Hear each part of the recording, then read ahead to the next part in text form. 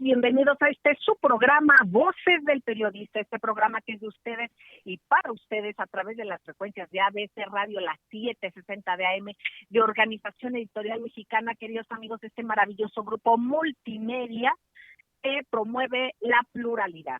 Esa es la libertad de expresión y el respeto a todos a estar libremente informados. El derecho a la información es eso precisamente, y aquí se hace verbo, aquí se vive. Así es que gracias a ABC Radio, gracias también a quienes nos retransmiten de manera diferida, el gran grupo Radio Turquesa, La Joya del Sureste, que nos lleva a esta bellísima región del país, Centroamérica, el Caribe, parte de Estados Unidos, gracias a las frecuencias de la Pantera en la frontera norte y por supuesto a Radio La Nueva República. Un abrazo cariñosísimo a las compañeras y los compañeros. También agradezco enormemente a nuestro querido ingeniero allí en cabina, quien es Víctor Melara García, en la cabina de los estudios Tepeyac de ABC Radio. Gracias, ingeniero querido. Jonathan Álvarez, muchísimas gracias por su apoyo en la cuestión cibernética, le agradecemos enormemente. Y bueno, pues amigos, un programa por demás interesante. A partir de la media se enlazará, tendremos el enlace con el maestro don Rafael Barajas Durán, @Picón Monero, es extraordinario artista, cartonista, y bueno, un personaje del periodismo internacional que estará con nosotros. Ustedes lo saben y bueno, lo esperan también. Y en esta mesa el maestro don Rodolfo Sánchez Mena, experto en geopolítica nacional e internacional, directivo del Club de Periodistas de México, también en Voces del Periodista, y por supuesto también académico y participante en diversos medios académicos, espacios académicos de primer nivel.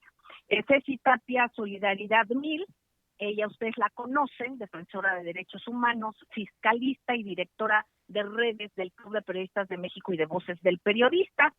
Ceci, querida, maestro, queridísimos, muy buenas tardes. Ceci Linda me comentaba que dio seguimiento a muchos logros, no alcanzaba el espacio realmente para ver qué avances se han tenido la Guardia Nacional, pero también diversas inauguraciones, diversa obra, que la obra pública es la que se va dejando, los hechos son los que van dejándose, los que se van pudiendo constatar, y esto es importante también darle seguimiento. Ceci, querida, adelante, por favor. Claro que sí, querida Celeste, muy buenas tardes al maestro Rodolfo Sánchez Mena, qué placer de saludarle aquí y a todos los radioescuchas, querida Celeste, de este programa de Voces del Periodista. Pues resulta que este fin de semana, como todos los fines de semana, nuestro presidente de la República nos sorprende, pero además también algo interesante y que yo habíamos hablado en semanas pasadas, que tú misma lo has hecho, el que cambiaste de plataforma de red social principal de WhatsApp a Telegram, y resulta que revisando la red social del presidente López Obrador, hoy, hace un momento que yo te decía que íbamos a platicar acerca de lo que estaba haciendo el presidente Andrés Manuel López Obrador, pues resulta que este fin de semana fue como muy incansable en el norte del país, es decir, inauguró unas instalaciones de la Guardia Nacional desde Tijuana, Baja California, de la misma manera estuvo en otras instalaciones de la Guardia Nacional de Hermosillo, Sonora, y también el Hospital General, que esta parte es muy importante porque si todos los hospitales que se dijeron en secciones pasadas que se hubieran hecho, pues hoy estaríamos con más infraestructura hospitalaria como se necesita para esta pandemia. Y bueno, pues aquí esto es muy importante. Otro tema que necesitamos hablar, que es cómo se han mejorado las condiciones de vida en el campo mexicano de los jóvenes, de construyendo el futuro de los jóvenes becarios, y que en muchas épocas de las generaciones pasadas no hubo una beca que les ayudara a salir adelante, y la idea es ir desapareciendo todos estos jóvenes que no tienen oportunidad de estudiar y que no tienen oportunidad de terminar una carrera, o que tienen que salirse a trabajar porque sus necesidades económicas familiares así se lo requieren. Es decir, se está buscando atender esta pobreza de la primera manera. Entonces, es muy importante. Pero fíjate, querida Celeste, que también quiero platicar un caso ya.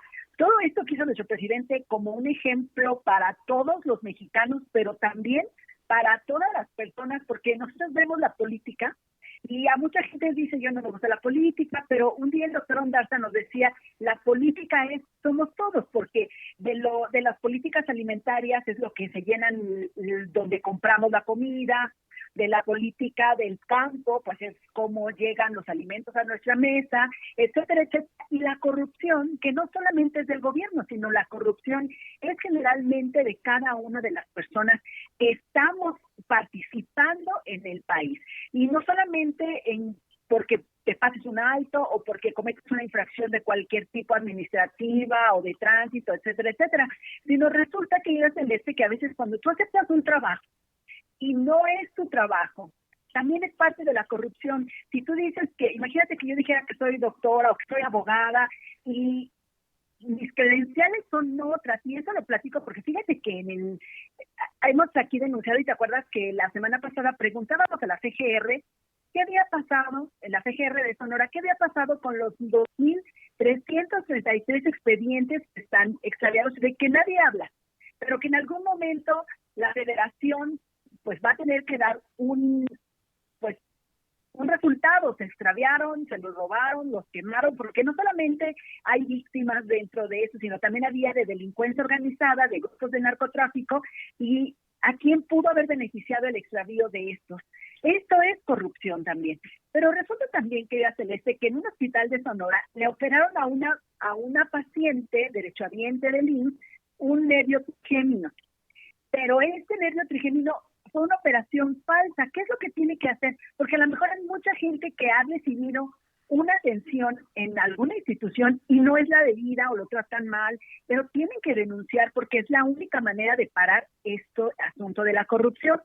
Resulta que lo operó no lo operó un neurólogo, el IMSS le dio otro tipo de operación y le operaron el paladar y no la parte trasera de la oreja donde se opera el nervio trigémino, y entonces malamente le dijeron es que se creció el nervio, pero eso no es cierto, es una mentira, eso es corrupción.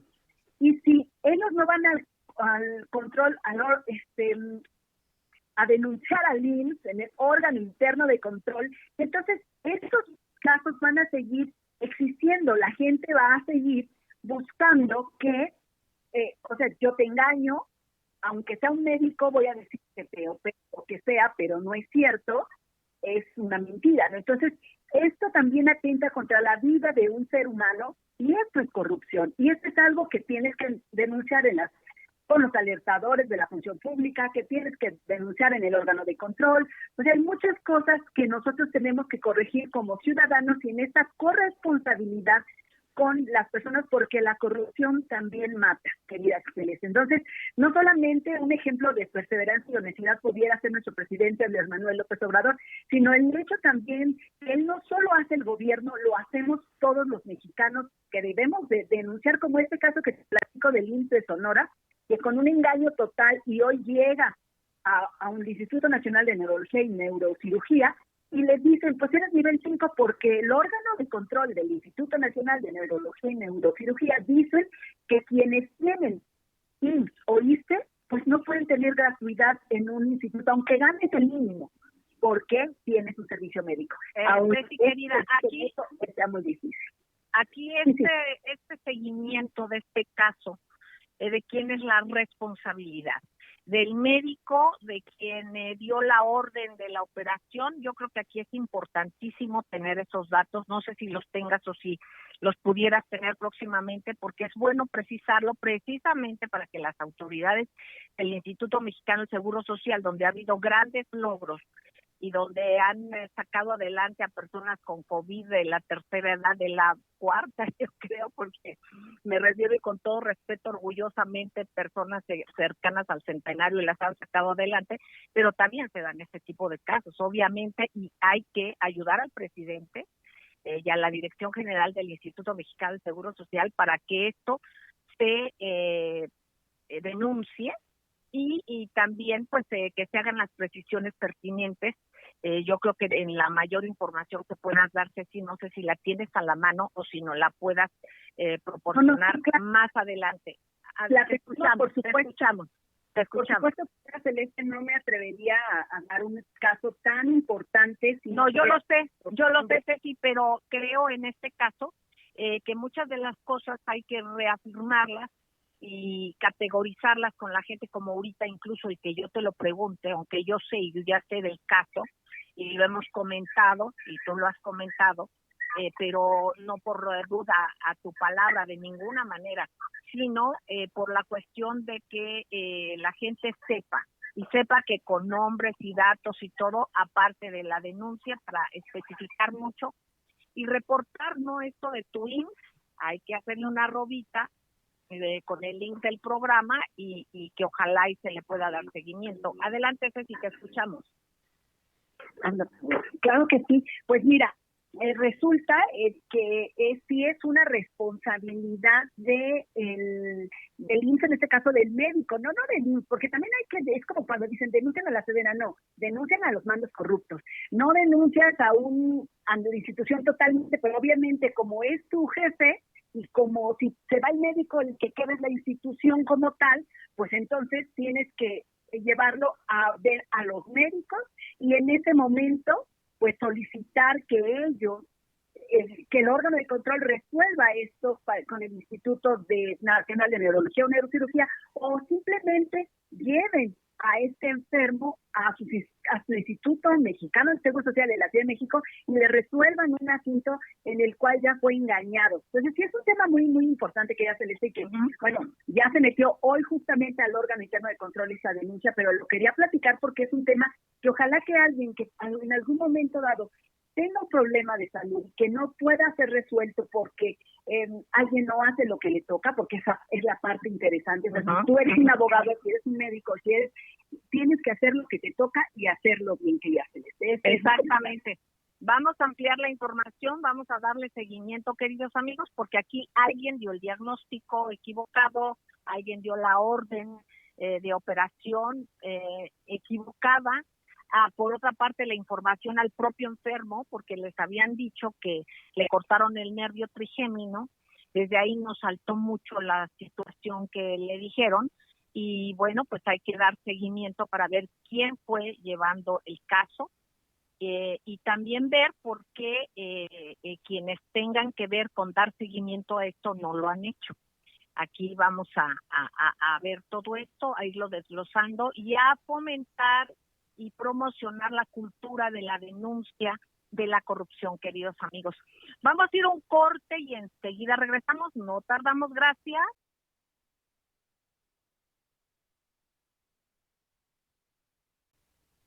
Gracias, Andrea Calderón, gracias, queridísima amiga, gracias por tu reporte.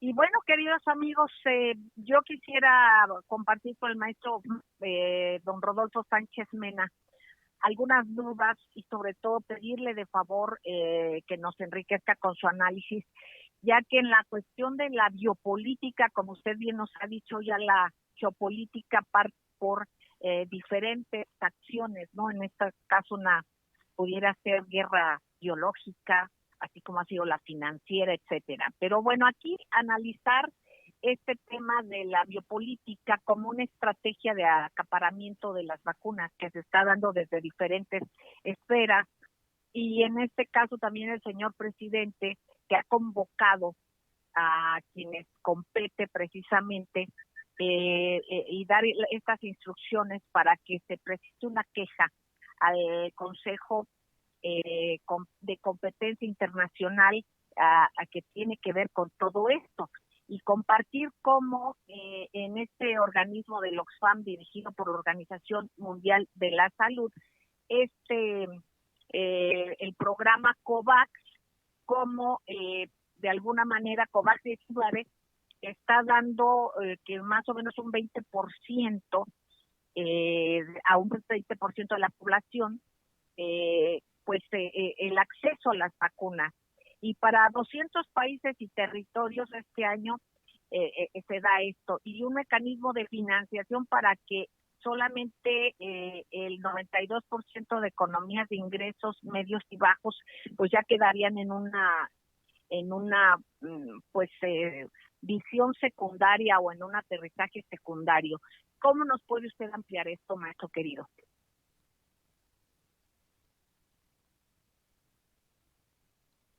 No lo escuchamos, no lo estamos escuchando, por favor. Hola, con mucho gusto, saludos a Ceci Tapia, a todo el auditorio, para comentar este aspecto que afecta no solo a nuestro país, sino a la mayor parte de los países que no tienen la riqueza que tiene nuestro país. Nuestro país en relación a otros tiene la capacidad para comprar vacunas, pero muchos de los países carecen de estos recursos. Y entonces se presenta una situación de afectación a toda la humanidad si no llegan las vacunas a ellos. Vamos a ser muy concisos y precisos en este tema. ¿De qué se trata el problema? El problema se trata de que los países del G7, como están denunciados los más ricos, han acaparado, siendo el 20%, casi el 80% de las vacunas. Y para los demás países, pues les dejan solo el 20%. ¿Sí? ¿Qué significa esto? Pues significa ni más ni menos que ellos tienen el interés de proteger a su población. Y los demás, bueno, pues que los demás resuelvan sus problemas como ellos quieran. Pero estamos viviendo un problema de pandemia, es un problema global, no es un problema solamente que se ha atendido por unos cuantos países y se deje de desatenderlo por los demás, porque esto trae un rebote, y un rebote que ya se empieza a ver. Si el riesgo, y hay que repetirlo, de que se nos venga encima una nueva pandemia, o que los que están mutando, los virus que están mutando, inhiban o cancelen los efectos de la vacuna. Ahora bien, ¿esto qué consecuencias traería? Un desastre económico para toda la población. Sí, afortunadamente hemos visto que en la mayor parte de afectaciones se ha concentrado en determinadas áreas del mundo, en Europa, en los Estados Unidos, una parte de América Latina. Pero países como Asia y África han estado afortunadamente fuera de estas circunstancias. Pero de cualquier forma, se requiere que toda la humanidad se vacune. Entonces el presidente hace el llamado. ¿Por qué? Porque los países ricos, bueno, pues estos países, estas potencias, son los dueños de las grandes farmacéuticas que están produciendo las vacunas. Pero no es un problema nada más de solidaridad. Aquí en fondo es un problema de necropolítica. Necropolítica, ¿qué significa? Que alguien, los poderosos, deciden quién vive y quién muere, sencillamente. Y esto, bueno, pues es atentado contra toda la humanidad, pero es un escenario, como hemos planteado, de guerra biológica, en donde las vacunas también son un arma, ¿sí? Son un arma porque por un lado salvan vidas, pero al dejárselas de aplicar, la gente pues irremediablemente morirá o se verá afectado por otro tipo de virus que están ya creciendo. Ya se avisa de nuevas etapas de fiebre aviar, ¿sí?, que se están extendiendo y que están ahí latentes y que amenazan a toda la humanidad.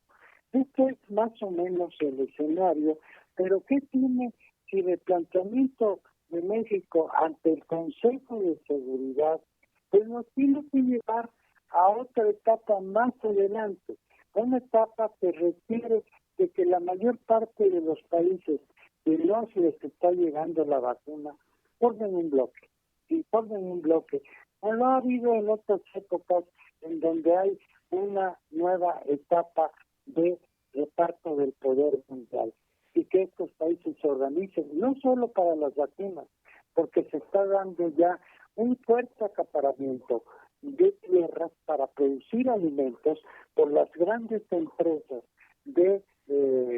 que manejan las redes sociales, ¿sí? Y es un problema adicional. No solo controlan la opinión pública, dicen quién habla y quién no habla, ahora van a controlar los alimentos, pero también el agua, y de eso vamos a platicar, del acaparamiento de tierras y de agua y la situación tan delicada, porque están monopolizando todos los elementos que son fundamentales para la supervivencia humana. Los energéticos, el agua y los alimentos. Sin energéticos, sin agua, sin alimentos, la humanidad perece. Bueno, pues vamos a ir un corte, queridos amigos, ya tendremos al regreso, escuchamos al maestro don Rodolfo Sánchez Mena, escucharemos al regreso también el enlace con el maestro don Rafael Barajas Durán, @Fisgón_Monero, no tardamos, no se despegue, gracias.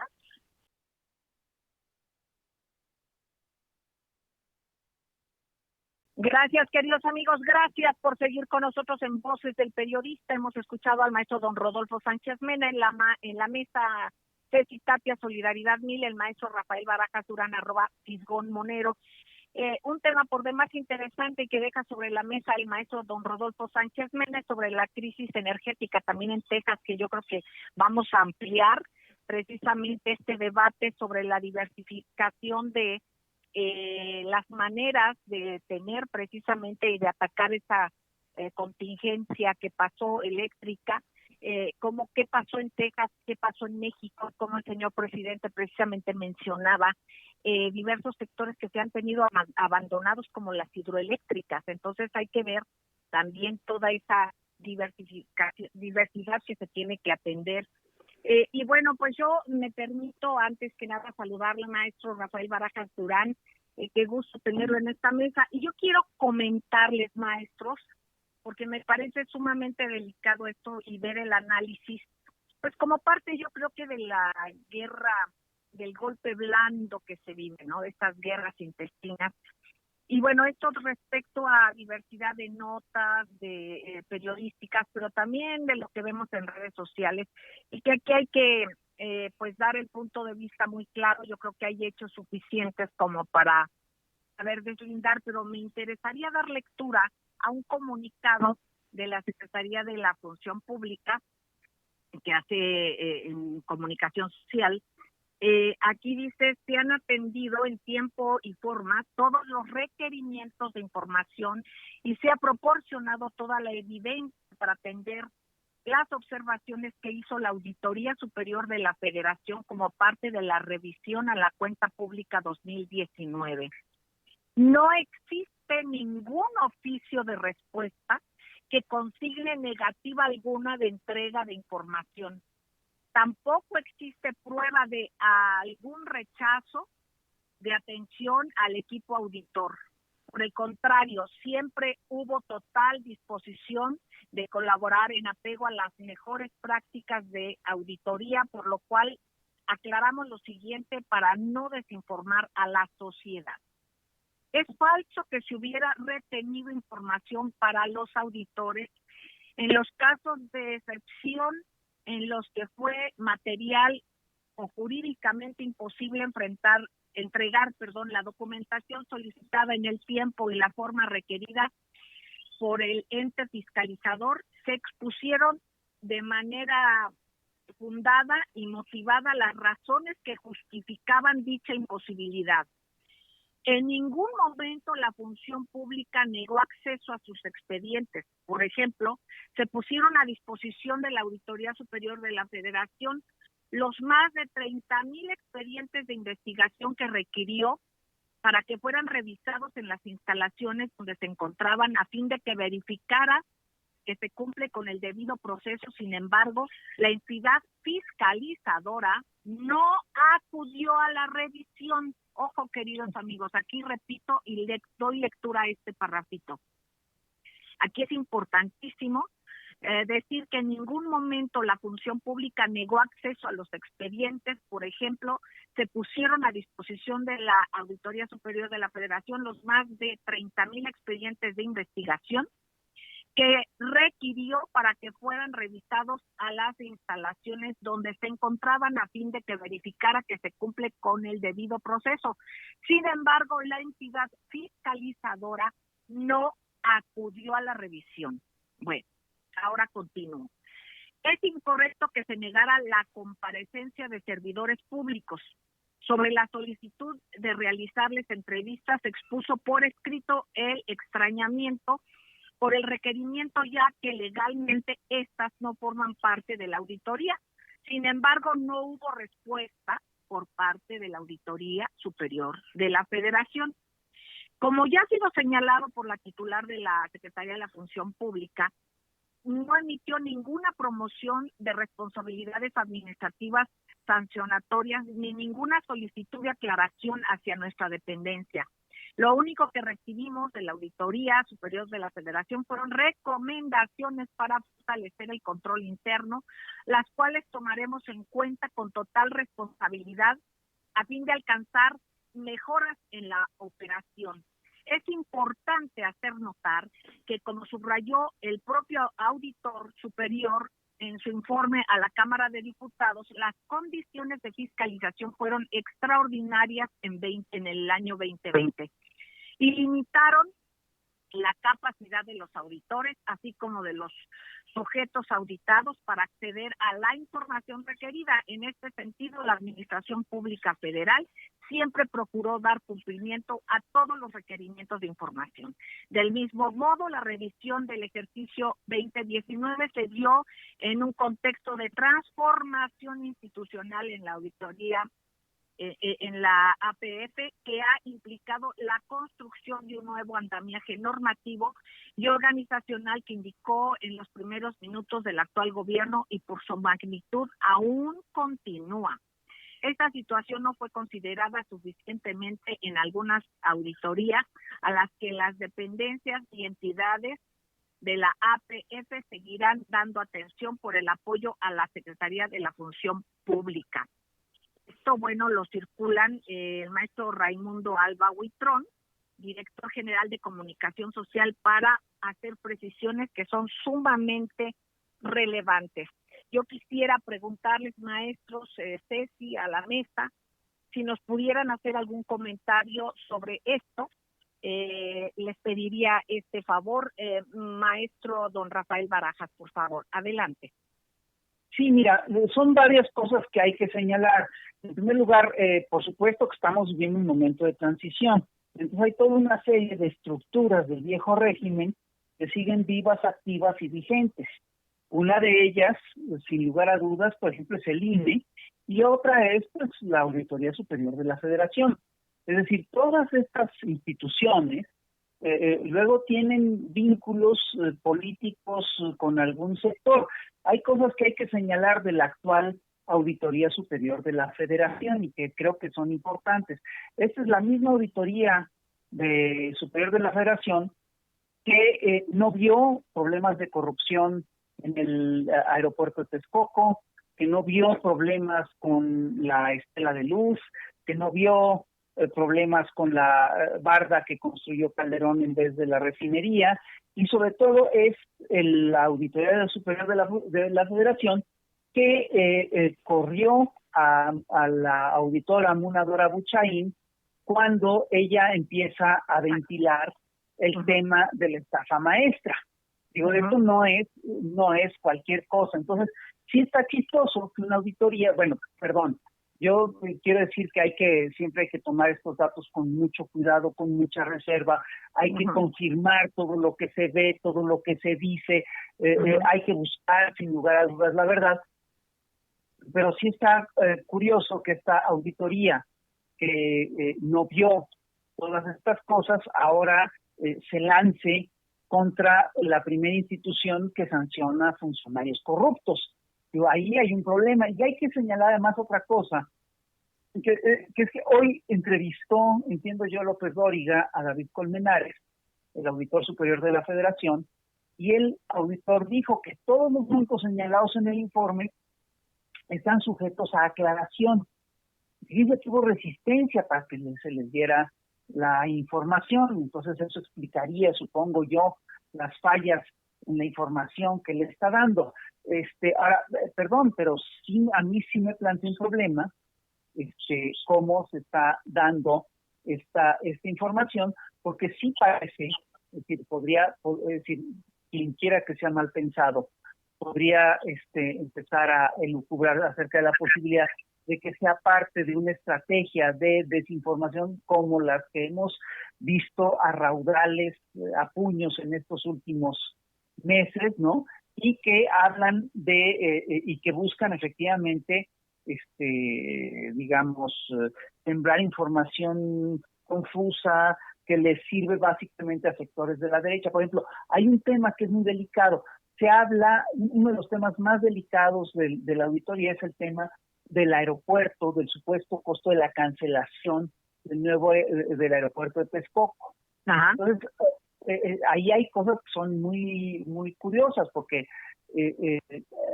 se plantea, entiendo yo que incluye en los gastos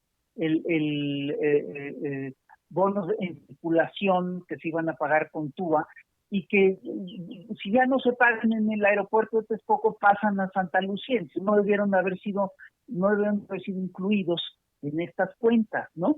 Entonces, en fin, hay que además revisar, ¿no? ¿Qué implicaciones tiene que se dé ese gasto de la cancelación del aeropuerto de Texcoco? Porque yo estoy convencido, es decir, una de las cosas que salieron hoy en día en la conferencia de prensa es que parece que la estimación, es decir, para que se diera una pérdida de ese tamaño, hay que decir que el aeropuerto iba a costar muchísimo, pero muchísimo más de lo que se supone que iba a costar. Entonces yo aquí sí pediría mesura, yo aquí no alzaría las campanas a vuelo, yo lo que pediría es simplemente que se aclaren todas estas cosas, porque al final de cuentas bien sabemos que las cifras se pueden manejar propagandísticamente, ¿no? Entonces vamos a revisar, vamos a ver con toda calma cuáles son las cifras reales, si existe la posibilidad de que la Auditoría Superior de la Federación haya hecho mal algunas cuentas. La misma auditoría dice que está dispuesta a corregir estas cuentas, ¿no? Y vamos a ver además cómo se utiliza esto, por supuesto, desde el punto de vista mediático. Exactamente, maestros, pues ¿qué les parece? Vamos a un corte, ya es tiempo. Vamos a regresar a ver qué opinan, por ejemplo, el maestro don Rodolfo Sánchez Mena, pero también Ceci Tapia, ella es auditora y él entiende a todo esto también.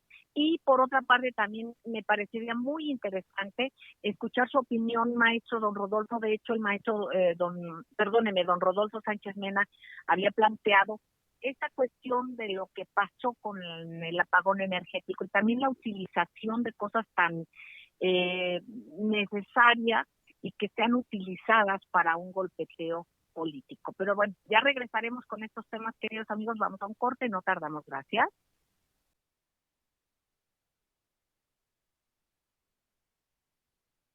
Gracias, queridos amigos, gracias por seguir en Voces del Periodista. Y bueno, pues escuchando estos temas precisamente sobre el uso de información tan sensible como que sin embargo, como dice el maestro Rafael Barajas Durán, sobre estos dimes y diretes que están en medios. Y les digo dimes y diretes porque desgraciadamente así se han manejado cuando lo que hay es documentación y hay que darle seguimiento en el momento oportuno, con el tiempo debido, como bien lo indica el maestro don Rafael Barajas Durán, @Fisgón_Monero, pero pues también es un año electoral. Maestro don Rodolfo Sánchez Mena, su punto de vista, por favor, sobre estas declaraciones y estas entrevistas del auditor, ¿no? Y que se le liga mucho a grupos políticos que gobernaron anteriormente, pues simplemente no vio, fueron miopes ante otro tipo de afectaciones a la nación enormes, ¿no? Y también el despido de quien denunció también la cuestión de la denominada estafa maestra. Adelante, maestro don Rodolfo. No lo estamos escuchando, por favor, adelante. Desde mi punto de vista, parte del conocimiento de la auditoría de la Federación, cuyo trabajo es simple y sencillamente revisar la cuenta pública y cómo se encuentra desde el punto de vista de auditoría. Y la auditoría no nada más son números, también son emisión de la revisión de la política y si es congruente los egresos con esta política. Y lo pongo en español. ¿Qué quiere decir esto? Si el Congreso asigna recursos específicos para un programa, cuando lo revisa la auditoría de la Federación, en el caso de energía, ellos señalan que hay, en términos de resultados, diferencias en cuanto a compatibilidad política. Entre unas cosas, dicen, el agua tiene que ir para allá, dice la ley, y se está moviendo para otro lado. Como dice el maestro Barajas, este es un problema de adecuación institucional, de cambio de gobierno y de sus políticas, y que no pueden hacerse de la noche a la mañana, pero sí se tiene que ajustar los criterios, y eso es lo que se tiene que ajustar, porque si no, finalmente la auditoría pues tiene facultades para consignar que lo lleven ante la Fiscalía y punto, pero de lo que se trata es de conciliar y no de conflictuar. Claro, gracias, maestro. Ceci, querida, tú como fiscalista, precisamente, que cómo nos puedes traducir esto de manera muy breve para pasar a otro tema. Sí, claro que sí. Mira, yo creo que esto es un análisis muy delicado, querida Celeste, queridos amigos, porque curiosamente quieren desacreditar a la institución que ha dado grandes golpes a la corrupción, a las empresas que han engañado al país y que se han enriquecido ilícitamente. Entonces, yo creo que más bien dudaría de esta auditoría quien en muchísimos sexenios ha olvidado las prórrogas, los tiempos y ha dejado impune, porque terminan una auditoría cuando ya prescrito un delito. Entonces yo dudaría muchísimo y lamento comentarlo al aire de la auditoría de la Federación Fiscal de la Federación, quien siempre ha dejado impunes todos los delitos. Nos enteramos del robo al erario cuando ya pasaron 5 o 6 años después de que prescribió un delito. Ese es mi comentario que hace. Gracias, Ceci, querida. Maestro don Rafael Barajas Durán, precisamente sobre la crisis energética en Texas. Le pido su lectura, por favor. Lo comentaba el maestro don Rodolfo, lo comentábamos nosotros, pero es importante su punto de vista. Por favor, lo escuchamos sobre esto y lo que se vio en la acción precisamente de lo que pasó aquí en México. Claro que sí. Mira, Celeste, la energía eléctrica es sin lugar a dudas estratégica para cualquier país. Y es una de las razones por las cuales López Mateos nacionalizó la industria eléctrica en 1960. Hay que decir que la nacionalizó de varias empresas, canadienses, americanas, inglesas, y que esas empresas atendían a diversos sectores de la nación. Entonces, lo que se hizo durante décadas, entre 1960 y 1980 y tantos, es construir un sistema eléctrico nacional.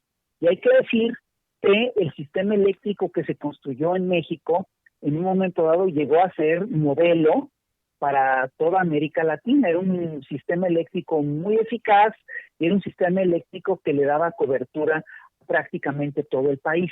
Había grandes rasgos, 2 grandes empresas eléctricas, pero las 2 eran estatales. La Comisión Federal de Electricidad, que manejaba la luz en casi todos los estados del país, ¿no? Y la Compañía de Luz y Fuerza del Centro, que manejaba la electricidad en el Distrito Federal y la zona metropolitana. Entonces, obviamente, estas empresas eran empresas muy fuertes, ¿no? Y eran empresas perfectamente rentables. Y, por supuesto, cuando llegaron los neoliberales, buscaron privatizar todas estas empresas, ¿no? Y, por supuesto, que hubo resistencia por parte de los sindicatos, por parte de la población, a esta privatización. Porque la privatización, básicamente, lo que haría es quitarle al Estado el control sobre un área estratégica y eso, pues, por supuesto, que afecta a millones en todos los a millones en el país. Y la experiencia que se tenía, además, era muy clara. En todos los países en los que se había privatizado la luz, los apagones eran muy comunes y había caos luego en el suministro eléctrico. Y esto tiene, por supuesto, que una razón de ser. Es decir, si tú dejas las cosas estratégicas, las cosas que implican problemas de fondo, de soberanía, etcétera, al libre mercado, pues pierdes, por supuesto, potestad sobre estas cosas. Un ejemplo claro de esto es, por ejemplo, lo que ha ocurrido en Texas en las últimas décadas. Si no revisamos lo que ocurre en Texas, vamos a ver que Texas es efectivamente un lugar, una entidad en la que se aplicó la ortodoxia neoliberal a todo lo que da. En Texas, tú tienes más de 200 diferentes proveedores privados de electricidad. Y la idea, por supuesto, es que ellos compiten entre sí, que buscan bajar los precios, es un mercado libre de compra y venta de energía, los consumidores tienen derecho a elegir la compañía, es decir, porque claro, uno de los alegatos de los señores neoliberales acá en nuestro país es que Comisión Federal de Electricidad y la Compañía de Luz y Fuerza del Centro conformaban una suerte de monopolio que impedía que la libre competencia y que afectaba al consumidor, etcétera, etcétera, etcétera. Lo que nosotros vimos es que donde se privatizaba, pues obviamente que había problemas, porque las empresas que privatizan lo que priorizan es, por supuesto, su ganancia, no el servicio público. Entonces vimos casos de escándalos de corrupción brutales en Estados Unidos con la energía eléctrica. Fueron famosísimos los casos de Enron en 2000 y 2001, ¿no? Empresas energéticas que crearon unas crisis de precios y aprovisionamientos que afectaron a todo el estado de California en Estados Unidos. Y aquí ahora sí que se nos juntaron varias cosas. Lo primero que hay que decir es que se nos juntó, por supuesto, una crisis climática, una crisis climática severa. Yo recuerdo que el gobernador, un político republicano muy importante llamado Ted Cruz,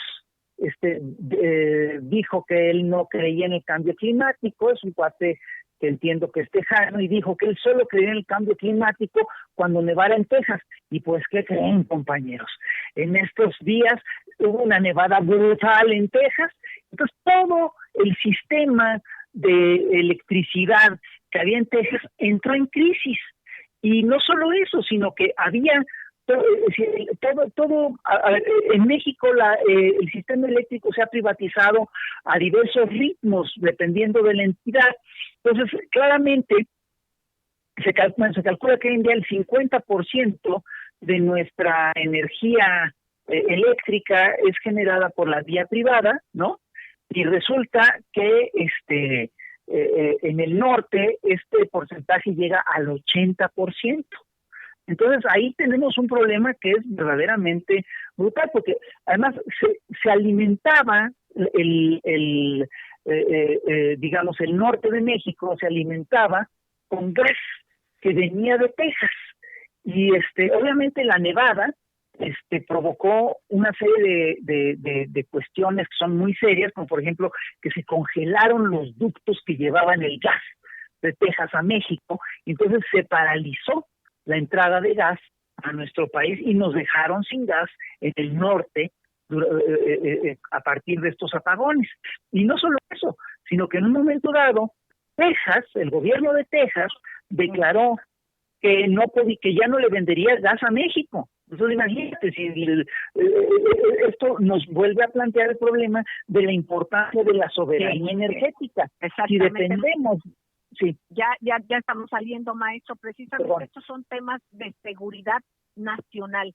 Estamos saliendo a medio minuto, maestro, don Rodolfo Sánchez Mena. Pues para... No, póngale, le quitó el audio, maestro, póngaselo, por favor. Simplemente, si que hay un factor de orden climático, ya sea altas temperaturas o bajas temperaturas, exacto, en el problema de seguridad energética. Vamos a abordar esto de fondo y puntualizando de qué se trata en nuestro país. Exactamente, pues ya nos estamos yendo, maestro don Rafael Barajas. Mil gracias, Ceci querida, ya nos vamos. Un saludito a todos, besos amigos, sigan en estas frecuencias porque aquí se escucha plural y de eso es de lo que se trata. Cariños, cuídense mucho, recuérdense que estamos en contingencia, cuídense.